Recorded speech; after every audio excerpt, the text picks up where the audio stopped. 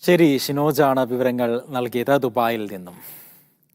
കാൽപന്ത് കളിയുടെ വശ്യതയും ചാരുതയുമായി വിവിധ GCC രാജ്യങ്ങളിൽ ആവേശം പകർന്ന മീഡിയ വൺ സൂപ്പർ കപ്പ് ബഹ്റിനിലേക്ക്. മികവുറ്റ 8 ടീമുകളാണ് നിരക്കുന്ന മത്സരങ്ങൾക്കുള്ള മുന്നൊരുക്കങ്ങൾ സജീവമായി.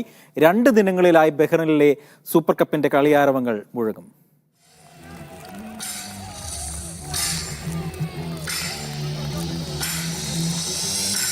സിഞ്ചിലെ അൽ-അഹ്ലി സ്റ്റേഡിയത്തിൽ ജൂൺ 6-7 തീയതികളിലായാണ് Media One super cup soccer festival ഒരുങ്ങുന്നത്.